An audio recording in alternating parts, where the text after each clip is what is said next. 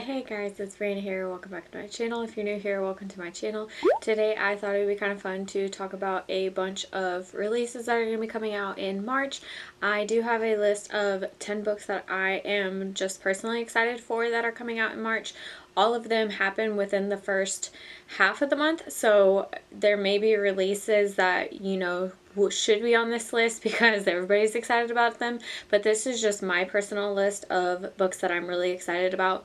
I do have a pretty broad range of books that I am excited for. I've got some thrillers, I've got some romance, I've even got some historicals, I've even got some manga. So I'm gonna go ahead and get started because I don't want this video to be super long. I am gonna organize them by release date, and it sounds like March 9th is going to be a very important release day. It sounds like most of these releases are going to be on March 9th, so it sounds like that's just a really big release day.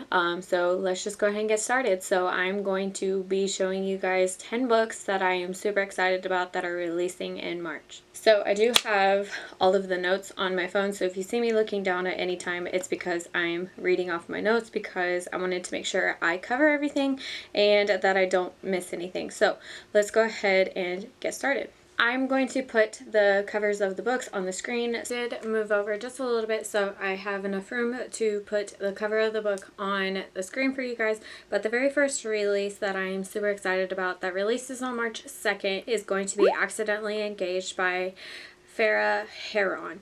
So the reason why I'm really excited about this book is because it has one of my favorite tropes in the romance world, and we have fake dating. And not only that, but this is a BIPOC representation, so I'm super excited about that. But so let me go over the book really quick with you guys. So we have Rena, and she comes from a family who just constantly knows her business and everything that's going on in her life, and she's kind of tired of being single, and she's also not happy at her current job. So her dad moves in their newest employee, who happens to be Nadim, and Nadim is quite the looker. He also has a British accent, so that immediately sold me. So Rena, in her business, they make bread, and it just happens to be, but also who doesn't love bread, but Nadim loves to eat the bread. So they decide to, it sounds like he was very willing to enter into a fake dating relationship so that they can enter a video cooking contest for the best artist in bread. So things start to happen, and then based off of all of their interacting with each other to enter this contest, they do form a real relationship. So I am really excited about that book. It sounds super cute, and I can't wait to read it. Next up, we have a thriller this time. It also releases on March 2nd. We have Every Last Fear by Alex Finlay, and I believe this is a debut book from my understanding. This is a psychological thriller, so this is a true crime documentary where a family is found dead, and the surviving son is the one trying to uncover what exactly happened to his family. His family all go to Mexico for a vacation, and then there's a supposed gas leak, and it ends up killing his entire family. So he's trying to find answers as to why all of his family is dead, and he uncovers some things that he was kind of surprised to learn about. So I am excited about that one. I know Gabby from Gabby Reads is really excited about this book, so I really look forward to it. So now we're going to be moving into all of the March 9th releases. I have 1, 2, 3, 4, 5 of the books out of my 10 that are releasing on the 9th. So let's just go ahead and jump into the first one. So the first one that I am excited about is The Imposter by Marin Montgomery. I was actually sent an ARC from the author, and it just sounded really, really interesting. So I am super excited to dive into it. I'm hoping to actually start it tonight. When you're seeing this video, it'll be about a week later. So today is currently Sunday, February 28th, but I really hope to dive into it hopefully today, if not tomorrow. But anyway, Anyway, so we have Sibylle Sawyer. She is a very successful lawyer, and she is, you know, she has a great life. She has a great job, but that's just the kind of the picture that she's giving off, and that's not necessarily how she's feeling. So something tragic in her life happens that she moves back to the Midwest, and she is rekindling her relationship with her estranged mother, and they start to uncover things that maybe they should have kept buried this entire time. So I don't know. It sounds incredibly interesting, and I'm really excited to dive into this book. So next up, we have probably one of the most exciting releases on the 9th. We have The Devil in Her Bed by Kerrigan Byrne. If y'all are fans of historical romances, you know who this author is. She is incredible. Her writing is definitely darker than most historical romances that you probably are familiar with. Hopefully you guys have read one of her books. If you have not, you need to change that today. Her books are incredible. This is the 3rd book in the Devil You Know series. I believe this is also the final book in the series, if I'm not mistaken. So we have our hero. He's called the Devil of Dorset, and he's also a very mysterious person.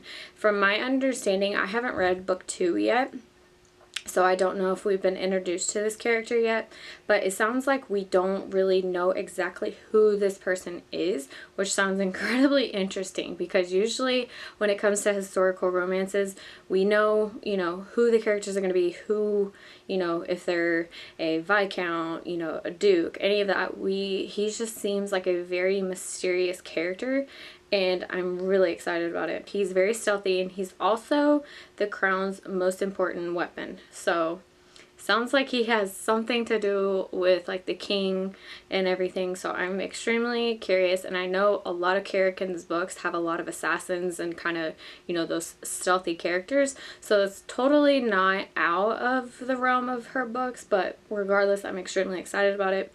We have Francesca, who he sets his sights on, and she's the Countess of Montclair, and her whole family is dead. So I am just extremely curious to see what exactly happens with this story. I was also sent a copy of an arc from the publisher, so I am just dying to start it. So that I'm extremely excited about this book. Next up, we have Tell Me My Name by Amy Reed. This is a YA gender flip that is also coming out on March 9th. I was sent an arc from Penguin Teen. So basically we have this gender flipped story of The Great Gatsby. So if you have read or have seen The Great Gatsby, then you're familiar with the storyline. But this is also a psychological thriller. So I am extremely excited about this book. We also have That It Meets We Were Liars versus Speak. I haven't read either of those books, so I can't really make the comparison. I haven't read them, so I don't know the stories. I do know what they are, I just haven't read them. I'm excited about this book. Next up, we have another really anticipated, I think this is on everybody's anticipated releases probably for 2021. We have the 3rd book in the Brown Sisters series, and we have Act Your Age, Eve Brown. I think everybody's excited about this book. I know I am. I just read Dani Brown. It was probably my favorite book of February. I absolutely adored it. I absolutely adore Talia Hibbert. She is an incredible author. Love her to pieces. So basically, Act Your Age, Eve Brown is a friends to lovers, but also a hate to love type relationship. So we have Eve, and she's the flightiest of the 3 Brown sisters. She quite literally crashes into Jacob, our hero in the story. He is the owner of a B&B, and he wants to basically dominate the hospitality industry and kind of take it by storm. And Eve is quite literally a certified hot mess. So things kind of go awry at a wedding. I think she's a wedding planner, if I'm not mistaken, but that was kind of the final straw for her parents to kind of cut the cord and say, all right, we're done. We're done. We need to stop this. So things kind of, you know, spin out of control, and Eve quite literally hits by accident Jacob with her car. So now he has a broken arm, and he's not able to take care of his B&B the way he wants to. He's a perfectionist, and he is just not having it. And then we have Eve, who just wants to help and she's only making it worse. And things ensue from there, so you can see the elements of the hate to love, because he's a perfectionist and he wants everything to be well, and she's just making it worse, but they actually form a relationship from it. So I am incredibly excited about this one, and I know it's going to be amazing, because who doesn't love Talia Hibbert? Seriously, she is an incredible author. And then my final release for March 9th is going to be the final volume in the Waiting for Spring manga series. This is by Attribution. I think I said that right. I really hope I did. But basically, I just binged this entire series about 2 weeks ago, and I adore it. This is a shoujo manga series, which basically means it is set in high school, and it is the most cutest thing ever. We have these 4 guys. 2 of them are, I believe, freshmen, and the other 2 are sophomores in high school, and they're all on the same basketball team. And then we have our heroine, I can't remember her name for the life of me. She is a very introverted character who, you know, is very shy and everything, and she just stumbles upon the group of guys, and they befriend her and kind of take her under their wing. And basically she is falling for one of the men in the group of men, and they like to tease her and all this. And you have one of the characters who's one of the sophomores. Again, I can't remember his name. I really hope that we get to see more of his story, because he's one of those that has a very, like, he does a lot of like sexual innuendos, and it is the funniest thing ever.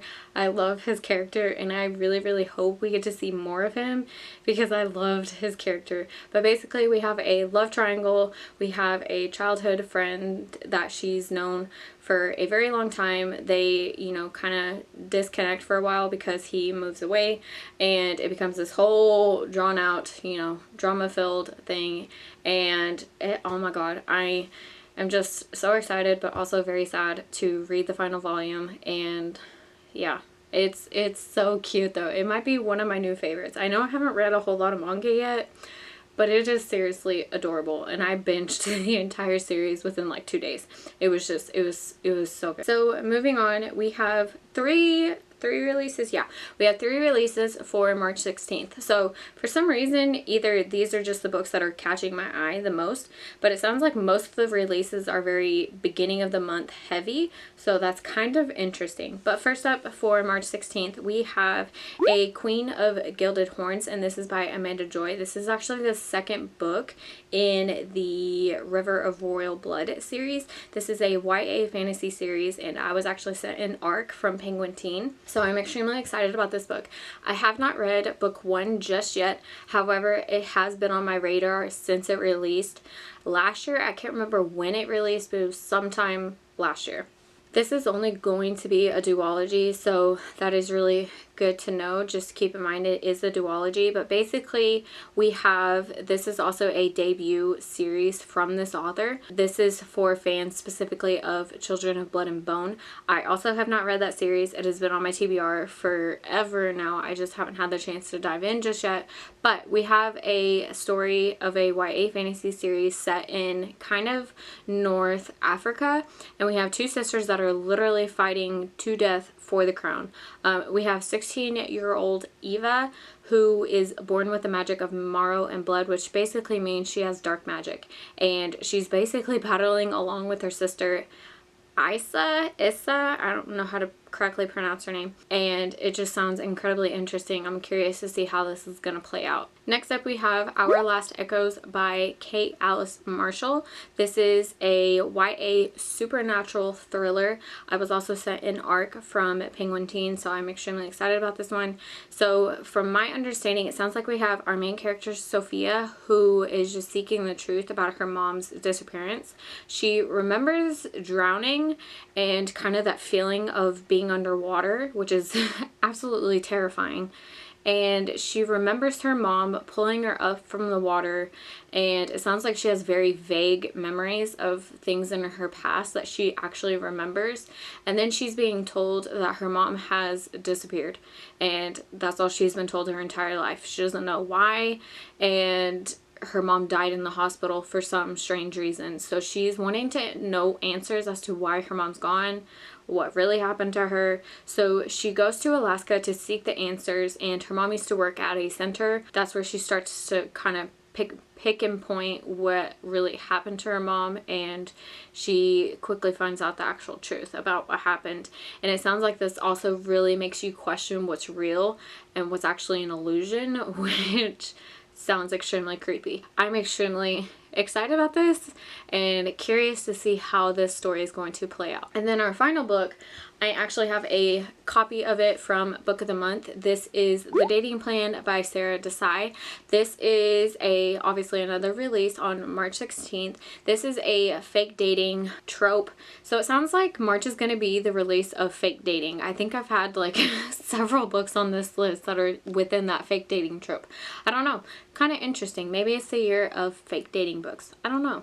Very interesting. So with that said, we have our main character, Daisy Patel, who is a software engineer who is good with lists and everything. However, she's not good with men.